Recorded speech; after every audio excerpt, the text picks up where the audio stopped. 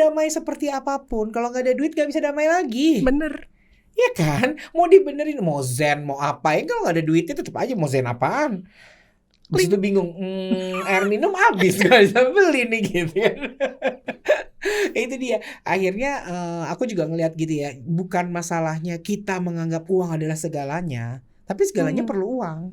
Sebenarnya uang itu apa sih? Nah, kan menarik ya.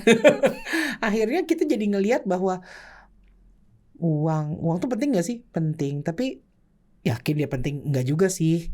Jadi mau yang mana nih? Nah, bagaimana caranya kita nganggap dia seperti ya itu lagi, being. Relationship kita sama si uang ini kan seperti being. Maksudnya ya dia boleh ada, boleh nggak ada, boleh nggak kelihatan gitu kan. Tapi kalau kita boleh punya kelihatan, relationship, boleh kelihatan, boleh nggak kelihatan. Kalau nggak ada, jengongyang. iya, jangan sampai nggak ada. Tapi dia maksudnya kadang-kadang kelihatan, kadang-kadang enggak kan. Begitu dia kelihatan, ya udah kita harus berteman baik gitu loh.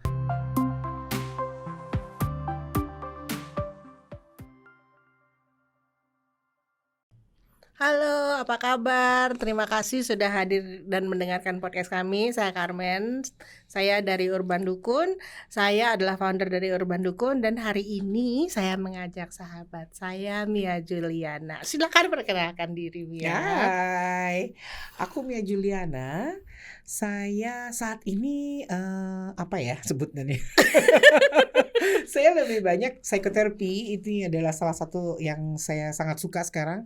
Life coaching, psikoterapi, masuk ke dalam go deep ke dalam kesadaran seseorang untuk bisa lebih natural, menyadari kehidupannya. Jadi dia lebih damai. Nah itu kali ya konsepnya.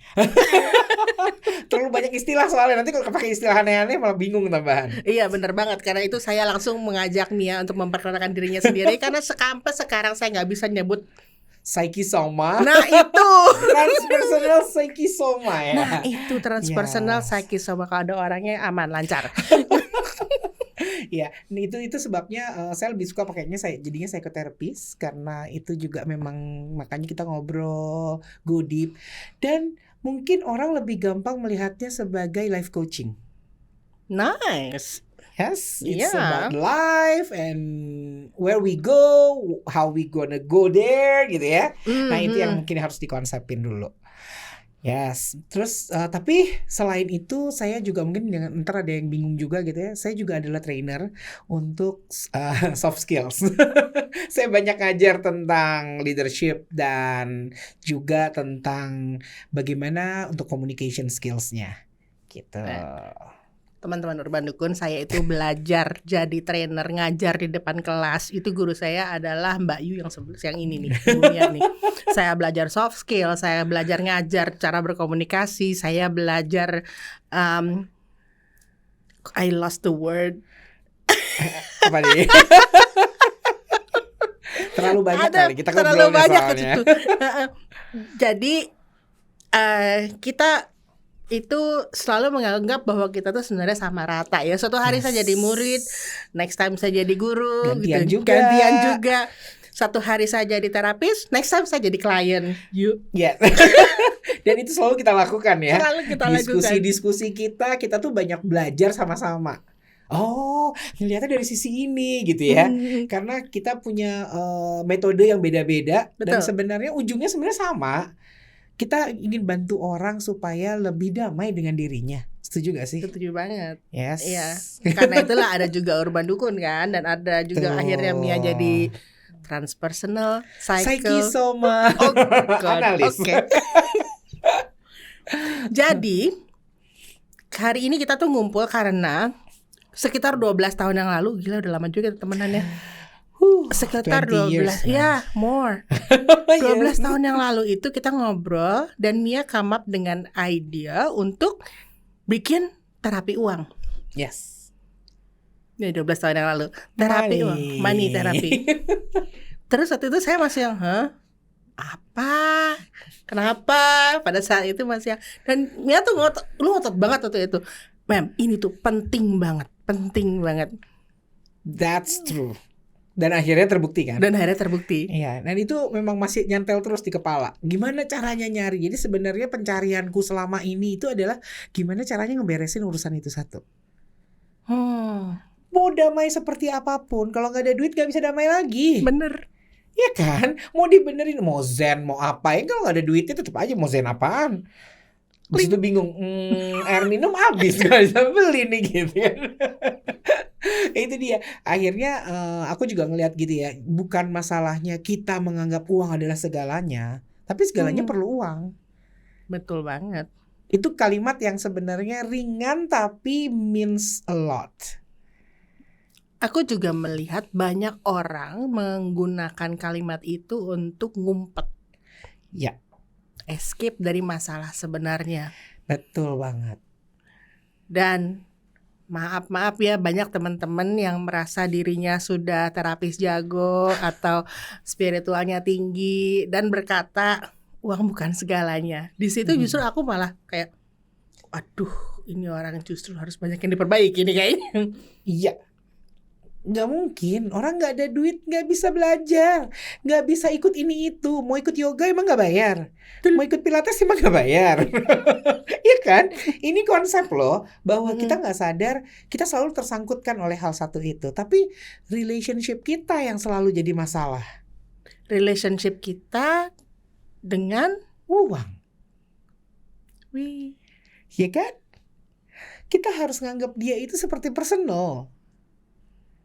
Kayak temen gitu. Gimana cara bangunnya, bagaimana mereka itu bisa menjadi simbol sesuatu. Oke. Kenapa kita gak pernah denger ini sih sebelumnya sih? Ya kan? Kok di luar sana kayaknya gak pernah ada yang ngomongin kayak gini? Gak ada. Orang karena menganggap ya secara agama, mohon maaf bukan ini aja ya, cuman kan di agama juga dibilang itu uang adalah sumber dari kejahatan.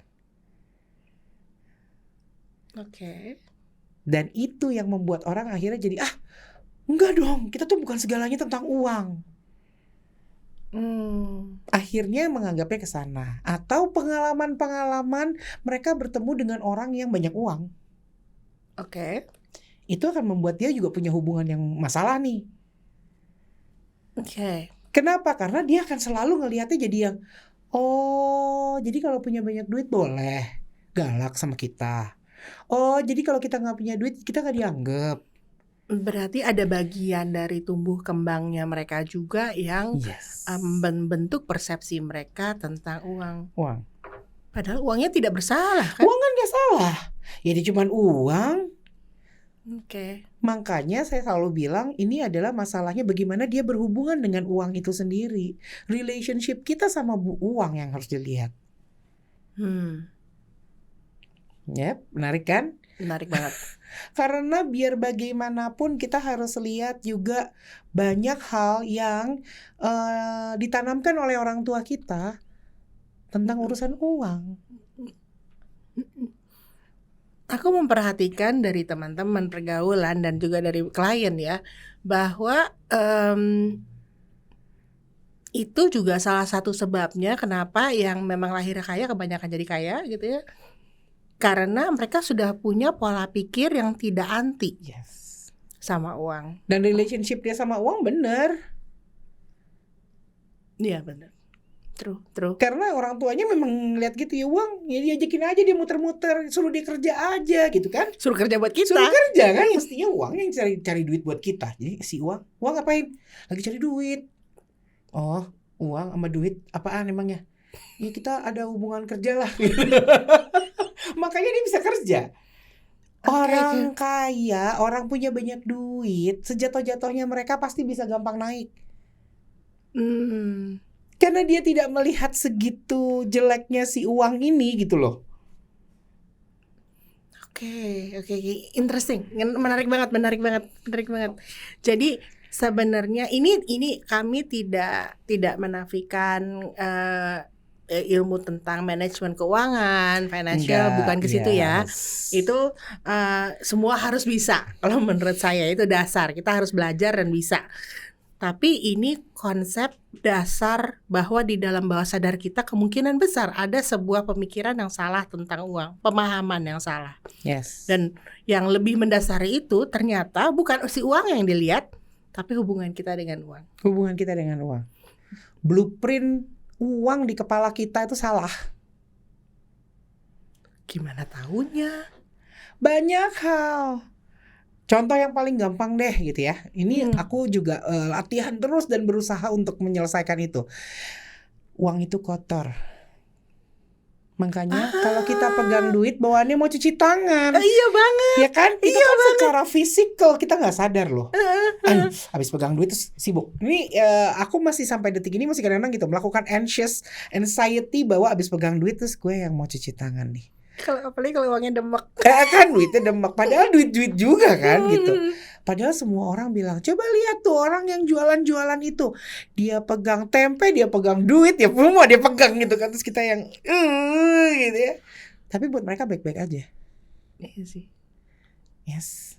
Aku punya pengalaman yang menarik. Ada satu orang penyewaan mobil di Jakarta loh. Ini di Jakarta ya, bukan di Bali, bukan di tempat-tempat wisata gitu. Di deket rumah kita nyari sewaan mobil, akhirnya ketemu, ngobrol sama orangnya. Dia itu punya mobil hampir sekitar 10 unit Innova. Oke dong. Terus kita ngeliat tapi ngeliat orangnya tuh kayak biasa aja memang. Terus akhirnya pas ngobrol-ngobrol, akhirnya dia bilang gitu, "Ibu gampang kok kalau mau ketemu saya. Ibu rumah di depan kan? Kan di belakang ada apa pasar? Iya. Saya jualan ikan, Bu." I was thinking like, ini pasti anak buahnya yang jualan dong. Terus yang, "Oh iya Pak. Nggak anggap lalu gitu. Besok paginya saya pergi ke pasar. Dia lagi jualan ikan. Keren. Jualan ikan, ngesrek ikan gitu ya. Apa yang, hah? Di bapak masih jualan ikan? Mobilnya 10 loh. Itu yang kayak gini. Oh wow gitu. Terus dia bilang, ya soalnya mobil-mobil itu cari uang buat saya. Saya kumpulin duit buat beli mobil, tapi mobilnya bisa cari uang lagi buat saya. Dan dia sangat humble dengan semua yang dia milikin ya. Maksudnya ini kan bukan hal kecil loh. 10 mobil, ya ampun kalau 10 mobil gue rasa kita udah yang enak nih hidup. Daily life I'm okay gitu kan. Ini enggak. Dia masih jualan ikan. Nice. Jangan tinggalkan day job Anda dulu ya. Yes, exactly. Karena dia bilang gitu ya, enggak lah, saya kan masih perlu untuk pemutaran uangnya. Dia punya supir loh. Dia punya mobil dan dia punya supir di tempat yang dia taruh mobil-mobil itu. Ada sekitar 6 apa 8 orang kalau nggak salah. Which artinya dia menghidupi orang lain juga gitu loh. Dan dia nggak malu, dia jualan ikan. Dan waktu kita ketemu gitu, "Hai Bu, mau beli ikan nggak?" gitu. "Pak, saya nggak bisa masak ikan." "Aduh, ntar saya ajarin." It's very humble. Gila, sampai kaget ngeliatnya tuh sampai kaget. Nah itu tuh masalah blueprint. Okay. Relationship dia sama uang itu memang bukan berarti kalau dia punya uang terus dia bisa seenak-enaknya. Tapi yang dia lakukan adalah bagaimana caranya dia bisa ngajakin ini uang untuk kerjasama bareng-bareng. 2 hal yang aku lihat dari kerjasama ini ya. 1, si uang suruh kerja. Kedua, uang harus muter. Uang harus muter. Perputarannya tuh harus ada. Karena dia kan kayak energi sebenarnya. Dia energi sebenarnya. Yes, money is energy. Diulang lagi, money is energy. True. Nice. Makanya energi itu nggak boleh stagnan, dia harus bergerak. Ya, begitu uangnya stuck dia tahan terus. Mulai. Entah apa yang terjadi, orangnya entah sakit lah, entah orangnya apa. Tiba-tiba gue langsung juga eureka nih ketemu barusan. Pada saat kita mulai menganggap bahwa uang ini takut kalau kita suruh keluar, kita suruh apa, mulai. Menarik ya? Menarik banget karena begitu kita kekepin gitu ya, belum tentu dia senang juga dikekepin kan. Kalau relationship kan berarti seolah-olah nih kita menganggap dia individu yang hidup. Betul. Terus kalau kita posesifin gitu Kita kan posesif kan, begitu kita tahan, kita posesif sama dia. Diposesifin, ya dianya juga makin iya, apalagi kayak batu ditaruh nangka kali di dalam kali ya. Mulai jadi enggak. ditaruh di kolong tempat tidur lagi ya kan sempit. Bau lagi belum. Nah, tapi itu dia. Bagaimana caranya kita ngelihat si uang ini bisa punya energi yang bergerak dengan baik. Aku kemarin punya pengalaman yang sangat menarik. Kita ketemu sama sahabat kita ya. Share. Ya, itu tuh I learn a lot. Belajar banyak banget tentang bagaimana dia itu dari minus sampai akhirnya bisa punya semuanya karena dia gerakin uangnya. Wow, itu luar biasa. Jujur teman-teman harus belajar tentang financial plan. Iya, betul. Yes, cari Setuju. guru yang benar. Kita akan membantu memperbaiki hubungan dengan uang. Saya Tapi klien, jadi jangan ke Iya. saya. tapi financial plan kita harus tahu bagaimana caranya dengan cara yang positif dan membuat semuanya juga menjadi positif. Dan waktu kita bisa seperti itu, kita pun bergerak jadi positif. Setuju gak sih? Betul.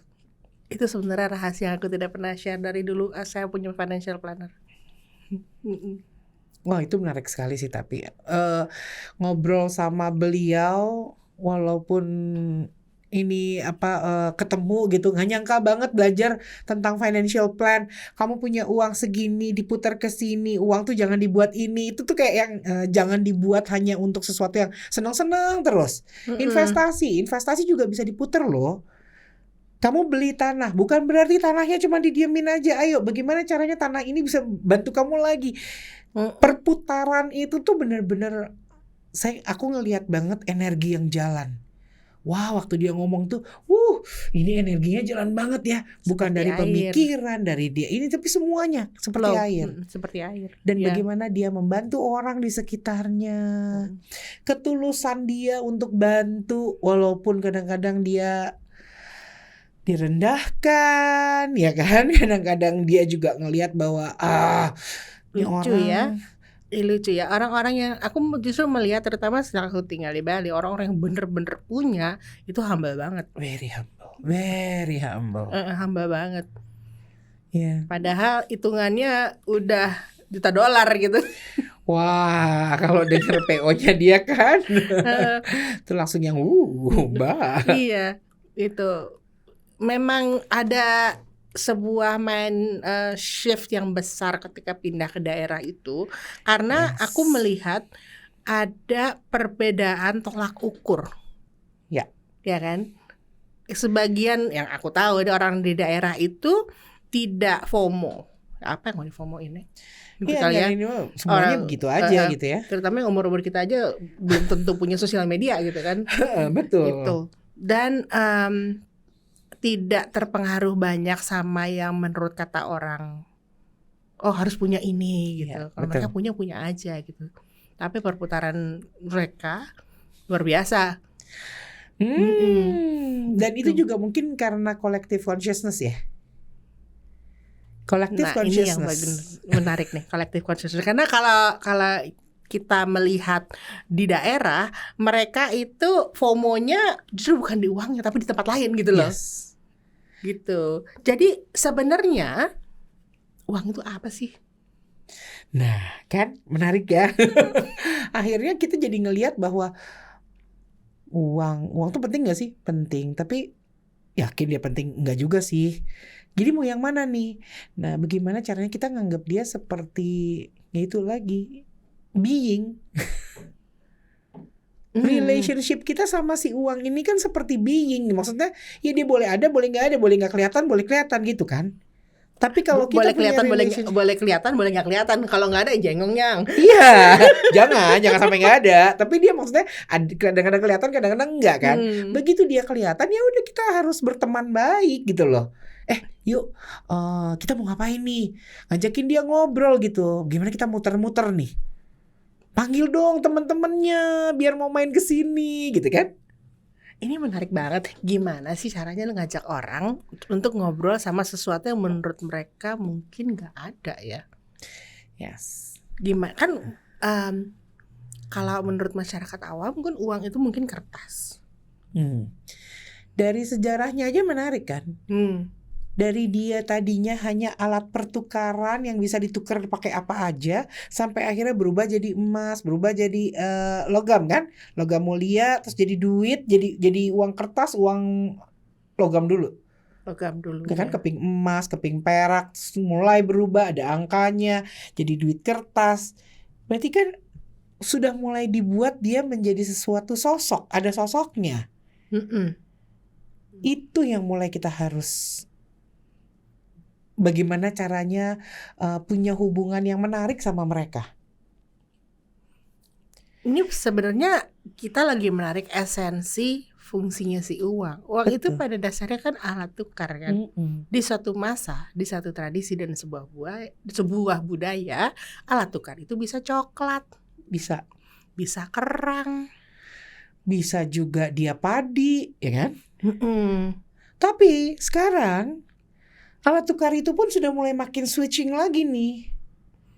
Iya benar. QRIS, kita pakai QRIS. Mulai berubah loh.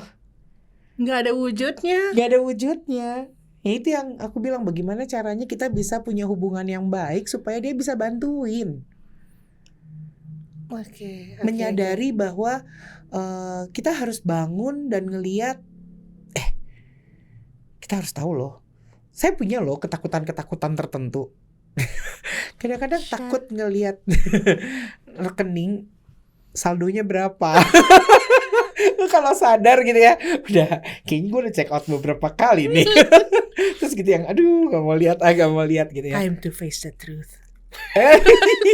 Iya kan? Tapi ntar begitu lihat angkanya aman gitu ya, aman, check out lagi. Terus gak lihat lagi. Iya itu dia. Itu kan hubungan juga ya. Iya. Akhirnya kita nganggep bahwa dia sesuatu yang menakutkan, tapi kita mulai kitik-kitik terus. Menakutkan karena takut habis kan? Takut kalau angkanya makin lama makin sedikit. Okay. Duitnya kurang. Gimana ya caranya? Interesting. Tapi pengalaman terutama ya akhir-akhir ini nih 3 bulan ini mencoba memperbaiki semuanya.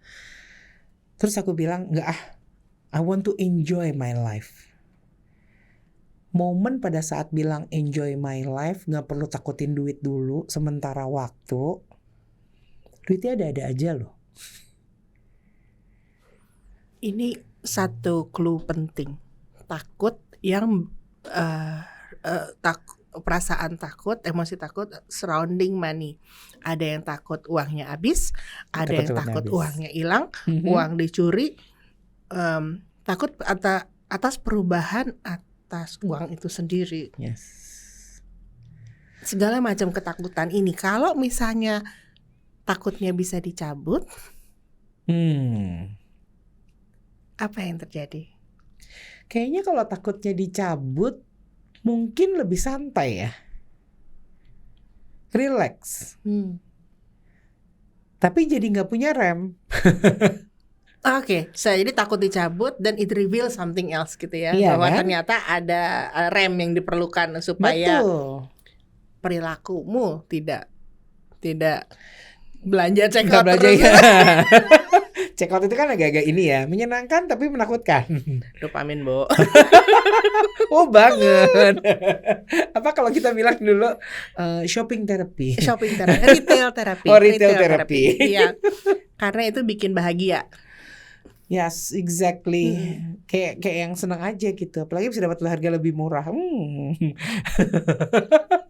Di sini juga saya melihat pentingnya unsur budaya ya, gitu. Tanpa menjadi gender spesifik, kita ibu-ibu senang banget sama sale. Senang banget. Ada sale, ada kejutan 1, 2, 2, 3, 4. Terserah deh mau berapa kayak angkanya. Tetap dicatat, diingat, dikejar. Padahal sebenarnya hanya karena barang itu sale nggak perlu juga buat dibeli. Kalau memang nggak perlu. Yes. Mungkin di situ di dalam perilaku, gue harus beli ini barang yang murah gitu ya. Padahal masih ada barang yang sama yang masih operational gitu, masih bagus. Mungkin hidden di dalam situ ada sesuatu yang bisa kamu gali. ada rasa takut yang besar, Mm-mm. ya kan? Of lacking, of nggak punya. Ya, ngerasa kekurangan, nggak kelihatan keren. Ini jujur banget. Jujur So banget. vulnerable. Karena kemarin itu setiap aku pergi traveling, jujur ya, setiap pergi traveling itu belanjanya makin banyak sebelum berangkat. Bukan waktu perginya ya. Kenapa? Karena ngerasa bahwa aduh, takut nanti nggak ada ini, jadi pakai ini deh. Beli baju celana pendek, beli ini. Padahal kalau dipikir-pikir bajunya ada semua. Dan kemarin waktu aku relax, hilang loh. Ngerasa bahwa kayaknya harus beli ini deh, celana pendek, karena celana pendek habis gitu. Terus tiba-tiba kayak ada yang gini, katanya mau santai, kok repot sama bajunya. Iya, ya udah deh, nggak jadi. Dan ternyata itu membantu loh, bantu banget, karena ternyata kali ini pergi nggak banyak shopping yang aneh-aneh, perintilan-perintilan penting gitu. Ya beli paling cuman ya sabun lah, apa yang memang harus dibawa. Tapi kalau dulu tuh sampai yang mikirin jepit rambut loh. Nggak penting banget ya. Kalung lah, yang gitu-gitu yang sebenarnya ada loh, ada banyak di rumah. Jadi hoarding ya. Impulse ya. Yes. Kayaknya itu lebih impulse. Kalau hoarding itu kan kita nyimpan karena siapa tahu suatu hari perlu, lacking. Yes. Atau kita punya kemelekatan rasa sama benda itu, apakah dari memori atau ada sebuah kejadian yang melibatkan benda itu. Yang akhirnya this reminds me bahwa banyak sekali kejadian yang melibatkan uang sebagai salah satu komponen, meskipun tetap uang tidak bersalah. Itu, dan dia nggak ngapa-ngapain gitu ya. Dia juga nggak ngapa-ngapain, dia dipakai gitu. Kesian deh. Dan menimbulkan trauma, menimbulkan memori yang tidak enak. Betul banget. Akhirnya ujungnya adalah persepsi yang salah tentang uang. Uangnya yang jadi setan. Kasian benernya uang. Iya. Dulu tuh aku selalu kalau ngelihat ya ada salah satu terapi yang ngajarin gitu, yang pegang duit, liatin duitnya senyum nggak sama kamu, terus gini, ini apaan sih? Iya duit gitu, terus gimana caranya duit senyum gitu ya? Tapi ternyata itu yang dilihat adalah feelingnya. So you are provoking the emotion gitu ya? Yes. Jujur banget itu. Sebenarnya ada archetype yang akan muncul. Nah, itu kali lebih seremnya ya. I learn. Oke, kita stop dulu di sini. Tolong jelaskan apa itu archetype. Aduh, menarik banget nih. Archetype itu adalah dia sebenarnya kayak simbol ya. Simbol yang muncul menunjukkan sesuatu. Ada beberapa simbol-simbol dari diri kita. Misalnya kita ngelihat, aku kayak ngelihat itu kayak penari ya. Oke, dan it's a dancer. Jadi simbol archetype itu adalah simbol penari yang muncul dari secara natural ketika kita lagi melihat sesuatu gitu. Dan dia mengartikan apa? Setiap orang pasti punya archetype yang berbeda-beda dan punya arti yang berbeda-beda loh. Nah, ini masuknya adalah ke bawah sadar. Gimana caranya bawah sadar itu ngajakin ngobrol. Nah, bawah sadar itu akan kasih tahu archetype ini tujuannya adalah ngasih tahu, yuhu, kamu inget gak ada ini? Karena kadang-kadang kita itu suka melampaui yang seharusnya kita lakukan gitu loh. Atau udah dikasih kode-kode, misalnya hari ini pengen pergi shopping gitu ya. Terus tiba-tiba kok mules. Terus sebenarnya kan kode ya. Tubuh tuh udah nyelek-nyelek gitu, yang enggak, jangan pergi hari ini, duitnya mau dipakai buat yang lain gitu ya. Mungkin kita nggak tahu kan.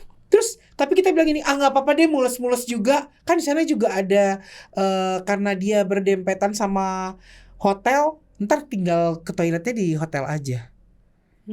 Padahal badannya udah ngasih tahu. Interesting. Yes. Nah, itu tuh biasanya harus kita sadarin aja. Kenapa ya tubuh Makanya aku sering sekali begitu.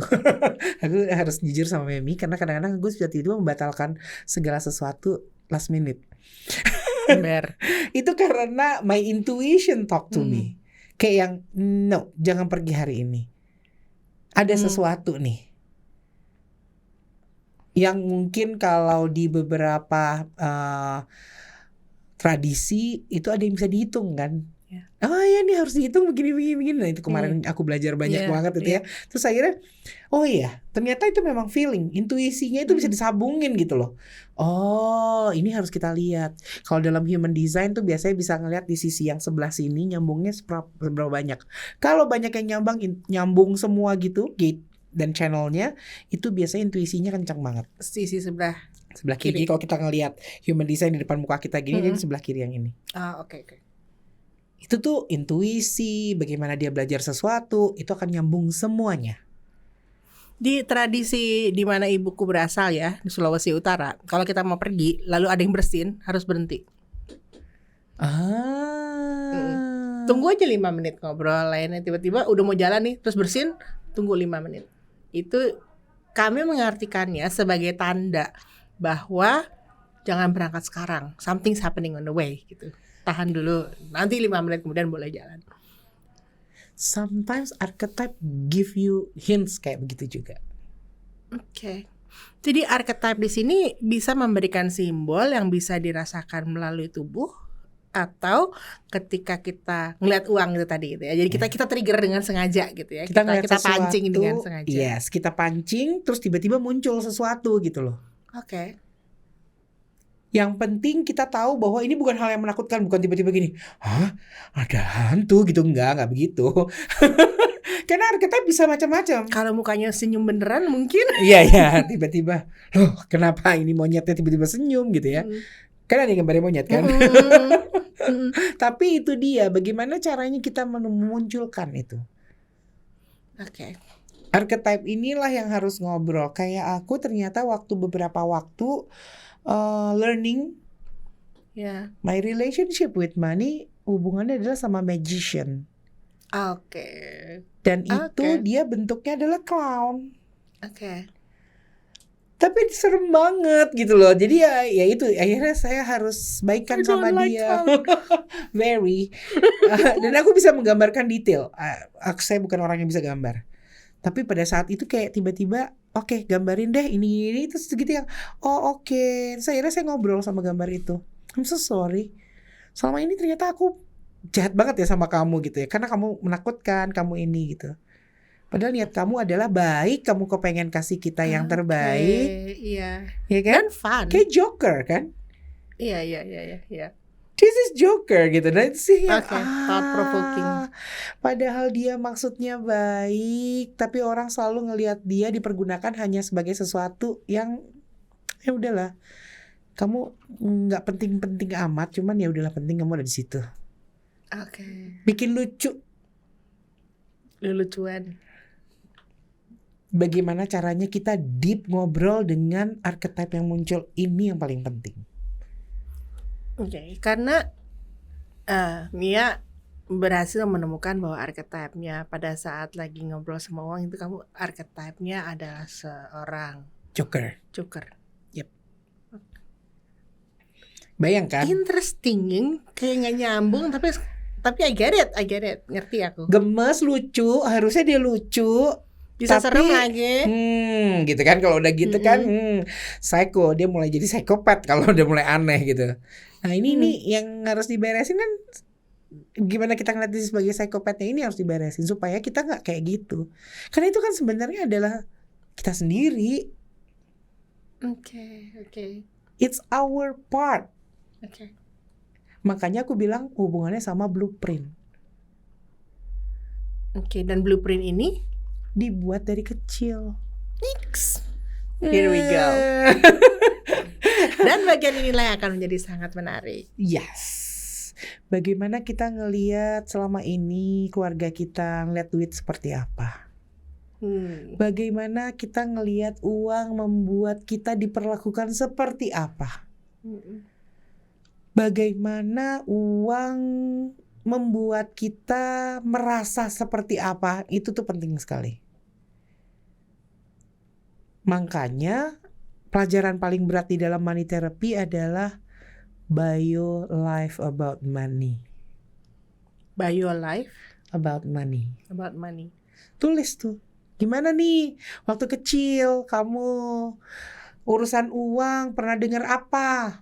Pernah mamah bilang jangan pegang-pegang uang. Kotor itu ya. Bukan hanya kotor mungkin karena dia sebel aja kan kalau anaknya bawa duit kemana-mana kan. Nah, anak kecil kan kalau dikasih uang jajan, yeay dia pergi dong puter-puter. Jangan pegang-pegang duit nih, nggak boleh pegang. Tapi kalau kita dengar abis dia bilang jangan pegang-pegang duit, tapi begitu mamahnya nggak punya, kita nggak punya duit nih. Tadi katanya jangan dipegang, sekarang nggak punya duit gimana sih? Nah, konflik ya. Saya anak kecil loh. Iya. Anak kecil nggak melihat dengan apa yang dilihat oleh orang tua, tapi dia hanya membaca sekitarnya. Dan dia menangkap as it is. As it is, as they see. As they see. Yes. Lanjut. Banyak lagi hal yang mungkin dia merasakan karena uang. Ini pengalaman juga. Mereka dijual. Oh. Dalam artian saudara-saudaranya membeli mereka hanya untuk menjadi, ya nggak tahu, karena keluarganya udah nggak ada, jadi mereka terjual atau dijual or whatever it is, sehingga dia menganggap bahwa uang itu nyiksa dia. Oke, this is deep. Mungkin di sini yang sedang nonton dan mendengarkan bertanya-tanya maksudnya dijual itu kayak gimana? Apakah kita jadi victim, jadi korban karena saudara kita lebih punya daripada kita? Yes. Jadi mungkin kayak gini, dia dijual dalam hal ngelihat kok hubungannya sama ini dia udah nggak punya siapa-siapa, jadi akhirnya dia harus dibantu oleh keluarga yang lain untuk menjadi anak yang lainnya, lalu di sana dia dipekerjakan. Kayak kita harus bahas ini di sesi selanjutnya gimana? Oke, berarti ini akan lebih dalam di yang berikutnya. Yes. Jadi contoh aja ya bahwa ternyata meskipun kondisinya itu, jadi kok uang adalah komponen di kondisi itu, tapi relationship anak ini dengan keluarganya yang sebenarnya diperbaiki untuk menyembuhkan pemahaman dia tentang uang. Yes. So kalau misalnya kita nggak menyadari bahwa kita sebenarnya ini ada masalah-masa kecil kita nih ya yang membuat kita punya miskonsepsi dengan uang, kita taunya dari mana nih Pak kita bermasalah? Nih lihat aja dari relationship sekitarnya. Gimana sih apa yang kita lalui? Udah pasti itu akarnya akan lihat dari masa kecil. Relationship kita dengan uang itu tadi. Yes.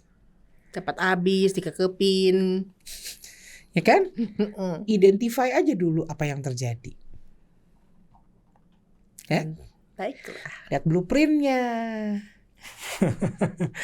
Gitu. Kita bahas nanti deh lebih dalam lagi karena nggak ada habisnya sih kalau ngomongin duit.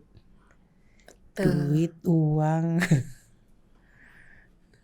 Pada intinya, pada esensinya, uang itu kan sebuah wujud alat tukar. Yes. Ya. Dan dari wujud alat tukarnya itu, dia dari mungkin sesuatu yang dianggap berharga oleh suatu komunitas atau suatu daerah, suatu budaya. Ya kalau misalnya di Irian Jaya bawa kerang masih bisa jadi alat tukar, sampai ke Bandung berora ini apa gunanya kerang kan gitu. Mungkin ya punya sebuah alat tukar yang standar kan jadi penting. Makanya kita punya uang yang bentuknya sekarang. Lalu uang itu juga berubah-ubah, dia ada bentuk, dia jadi emas dan bener-bener valuable sih. Iya kan? Ya kan? Karena Koin-koin rata kayaknya itu, ya. Semua orang menganggap emas itu valuable. Lalu perak, lalu kertas. dan sekarang dia menghilang lagi. Jadi digital. Dan jadi digital.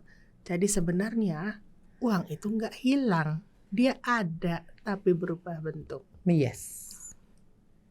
Dan mengingat dia itu adalah alat tukar, kita bisa mulai memisahkan nih. Ini uang sebagai alat tukar, bentuknya apapun. Jadi mengurangi kompleksitas. Kenapa kita punya reaksi emosi yang segitunya sama uang? Apa sih yang bikin kita tuh kok sama uang begitu amat gitu ya? Dan dari situ kayaknya baru kita bisa lihat, oke, aku bisa berelasi dengan uang. True. Baiklah. Kalau gitu pembicaraan hari ini kita cukupkan sampai di sini. Tungguin kita di nextnya ya. Makasih banyak Mia. Sama-sama. Sampai Thank ketemu. you, Carmen. Kita akan ketemu lagi. Karena pembahasan tentang uang nggak habis di sini. Kita akan ketemu lagi dengan Mia lagi. Terima kasih banyak teman-teman Urban Dukun. Salam.